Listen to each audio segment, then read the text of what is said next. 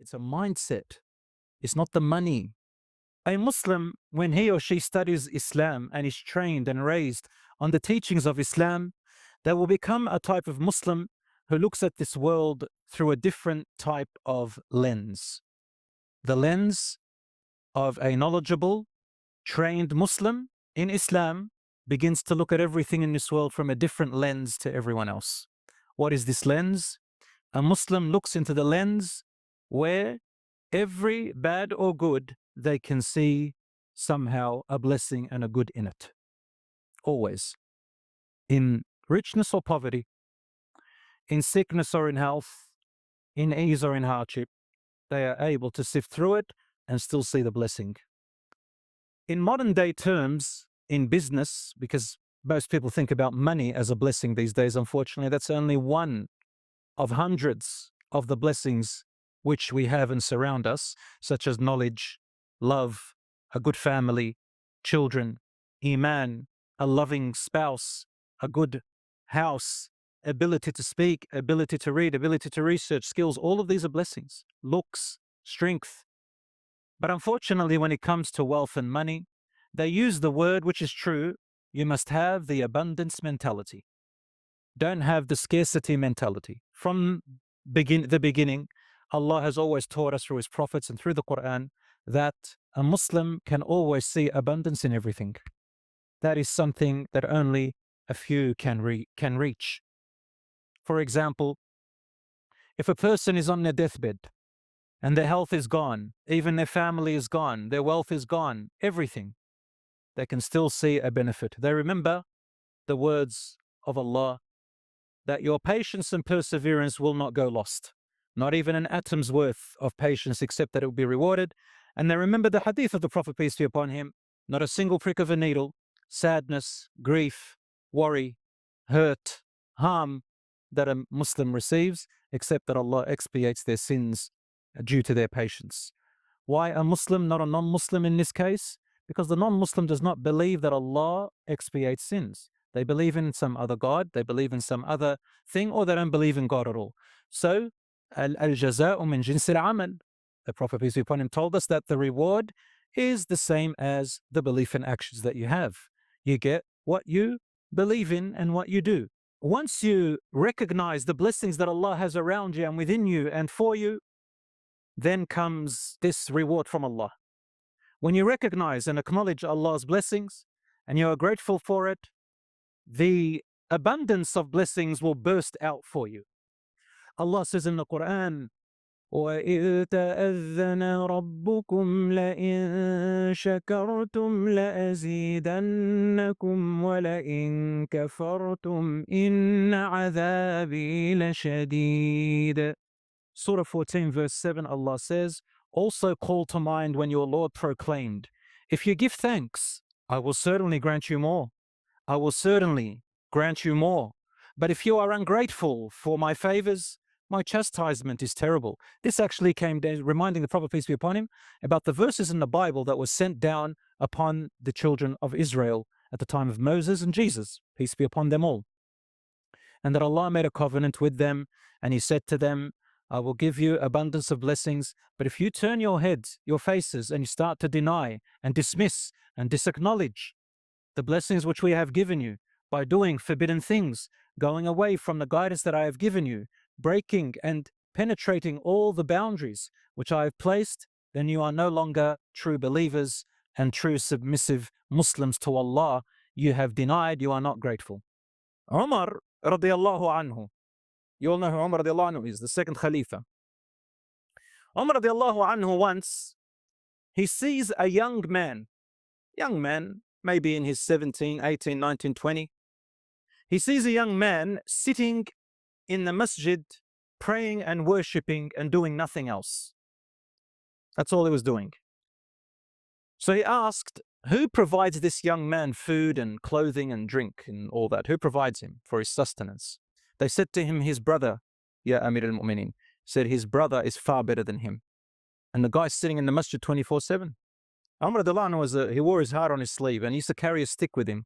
Anybody who did something wrong, he would tap him with it. Sometimes it'd be a bit harder, sometimes a bit softer. He would wake up the people. And he is the Khalifa. So he came up to him and he said to him, young man, get up and work. Go get a job. The sky does not rain down gold and silver for you. Did you ever see the sky raining gold and silver? Never. So get up and stop sitting there going, yalla, let it come. No. Some people do that in istikhara. Istikhara means to ask Allah subhanahu wa ta'ala, to rely on Allah subhanahu wa ta'ala in whatever you're about to do. So I avoided saying guidance because some people still misunderstand the word guidance. When I say guidance, suddenly what do they wait for? A sign. Not just any sign, supernatural sign. And you're like this. You sit, you make the istikhara, and I wait 5 minutes. And then it comes. What comes? I don't know what it is. From where? From Allah. What is it? Wallah, I don't know, but it's coming. It's there. It comes down. I feel it. Some people believe istikhara, you have to see a dream. Again, who told you have to see a dream? I've searched everywhere. Istikhara does not mean that you have to see a dream, brothers and sisters. So brothers and sisters, the istikhara is about tawakkul. What is tawakkul? No matter what the outcome, alhamdulillah, I will keep going, because if it's what I wanted or if it's something I didn't want, it doesn't matter. I have my trust in Allah because some other door is going to open. Sometimes the door closes in every way. Then we go and do tahajjud. The tahajjud has to be sincere, brothers and sisters. Some people, they go to Umrah, they say, I'll make my dua in front of the Kaaba. That's my secret, that's my key. The proper dua, brothers and sisters, is like this. Oh Allah, give me what's best for me and keep away what's bad for me. Obstacles will come in your way and you will start feeling intense feelings as the time goes on, as the situation develops. When you reach a brick wall and you think, man, beyond this, I'm going to be doing haram. Beyond this, it's mentally draining for me. Beyond this, there's going to be lifelong problems. Then you say, khalas, maybe it's better for me to move away. That could be the sign. So brothers and sisters, don't make istikhara and dua and expect some particular sign to come to you. People give me all sorts of strange, weird interpretations. So brothers and sisters, tawakkul, again, I repeat, relying on Allah, doing what you can, doing it the halal way, and whatever the outcome, you don't fall. You stay and you say, whatever it was, probably a plan from Allah. This is good for me, inshallah. This is a test for me, or I'm going to learn from my faults. Whatever it is, I'm going to try again, because Allah will not leave me. Alhamdulillah, that it was from Allah, not from myself. Rasul sallallahu alaihi wasallam said, if you could rely and trust in Allah in its absolute true meaning, He would provide you the way He provides the bird. It leaves in the morning empty stomach and returns in the evening with its stomach full. Again, I want you to be careful with this one. Some people say, just like He provides the bird, He'll provide me. But they miss one point about this hadith. Did the bird stay in its nest? Did the bird not fly? What do you see the birds doing? Right in the morning, they wake you up and they go. They do not stop. Then they come back, they make a lot of noise and they sleep. What did they do? They seek. They work. They do everything in their power, but they rely on Allah, meaning they're not pessimistic. They don't give up. They don't sit there saying, man, I can't do it. Brothers and sisters, listen and memorize this word. Laziness is a choice, and being active is a choice. Laziness is a choice. Being active is a choice. Don't sit asking me, how do I wake up for Fajr? It's a choice. It's a choice, brothers and sisters. If I gave you $1 million, there goes the choice out the window. You have no choice except to get up. People, experts in money and finance, although they don't have Allah in their life, they've kind of taken some of the meaning of tawakkul, but they just stopped at it here in this world. There's nothing beyond it. But it also agrees with what the Prophet ﷺ said, except we have Allah in our lives. So according to a guy named Kristen Uretig, he's a founder and CEO of Brooklyn Plans, he says, wealth mindset is the idea that the universe is plentiful. So let's just change those words. The idea that Allah, His kingdom never runs out. He is Razzaq. He always gives. So this guy used universe instead of God. And our potential is unlimited. True. Rasul sallallahu alaihi wasallam said, "Wasta'in billahi wa la ta'jaz." Seek Allah's support and never paralyze yourself. Don't give up. And then he says, it involves defeating self-limiting beliefs that come up around money or life goals in general to break past self-imposed barriers to a better way of living. Stop putting blocks in your way. Allah did not put blocks in your way. And they called it the scarcity mindset. It's when your mind tells you no matter how much money you have, you think, I'm going to lose it. I still need more. I'm going to miss out. He says, do the opposite. Have an abundance mentality. No matter what happens, these people feel like they will always land on their feet and have money when they need it, and not because they are rich. This is the mindset Rasul Sallallahu Alaihi Wasallam put in our heads. Abadan. He woke up and said to you, if you have a roof over your head and you have clothes to wear and you have a meal to eat and you feel safe, you control the world. Do you understand? It's a mindset. It's not the money. It's not how much you have in the bank. Wallahi, I know people who have millions.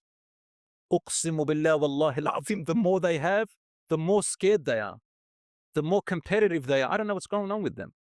Some people go into mental illness. They stay miserly and selfish. No one spend even a cent. Why? Because they're afraid. Who are you leaving it to? My brothers and sisters, there are people whose tawakkul is fake. There are people who are real. Those are the people who find the paradise, insha'Allah ta'ala. But I hope, insha'Allah, that tonight gave you a good idea of what tawakkul is, and hope that you can gain strength from it, insha'Allah ta'ala, so that you don't give up. We want brothers and sisters to stand on their feet. We want brothers and sisters to be the people who lead the way and who are strong. We don't want the ones who beg. We don't want the ones who receive. We want the people who are the ones who benefit and others can rely on them. This is how we should be, insha'Allah ta'ala. So don't give up, my brothers and sisters, no matter what, and work in the way that Allah subhanahu wa ta'ala had commanded you.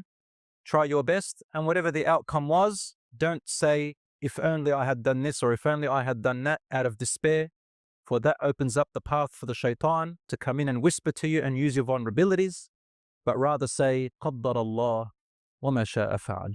Allah has pre-measured, and whatever He wills, He does. I'm happy with that. Good will come after this bad. I'm certain of it. Have that mindset and watch what happens. Watch what happens.